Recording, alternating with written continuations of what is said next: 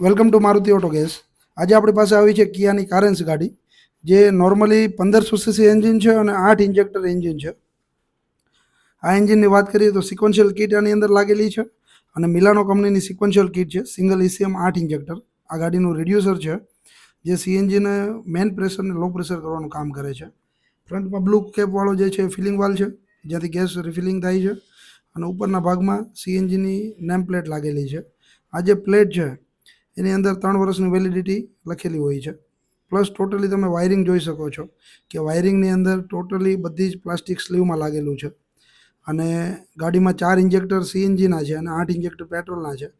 પેટ્રોલનું બી totally wiring જે છે એ cut કર્યા વગર આપણે લગાવેલું છે. અને નીચેના ભાગમાં તમે જોઈ શકો તો ટોટલી વાયરિંગ જે છે એ કપલર ટુ કપલર લાગેલું છે. અને કપલર ટુ કપલર વાયરિંગની અંદર કોઈ પણ પ્રકારનું વાયરિંગ કટ નથી થતું, જેનાથી એન્જિનની વોરંટી જે છે એ ઇઝ ઇટ ઇઝ રહે છે અને એન્જિનને લોંગ ટાઈમ સુધી કોઈ પ્રોબ્લેમ નથી આવતો. હવે એન્જિનમાં તમે ફિટિંગ જુઓ તો નીટ એન્ડ ક્લીન ફિટિંગ છે. જે ગાડીનું એડવાન્સર છે એડવાન્સર બી પ્રોપર રીતે લાગેલું છે.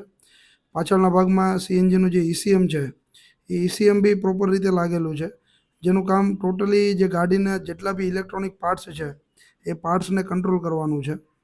અને આ એન્જિન જે છે એ પ્રોપરલી CNGમાં વર્ક કરે છે. હવે CNGની સ્વિચ જે છે એ પ્રોપર જગ્યાએ લાગી ગયેલી છે. ગાડી મેન્યુઅલ છે અને 20,000 જેટલી ગાડી ચાલેલી છે. અને બૂટ સ્પેસની અંદર ગાડીમાં 40% જેટલી બૂટ સ્પેસ આરામથી યુઝ કરી શકો એ રીતનું ઇન્સ્ટોલેશન થયેલું છે. Thank you.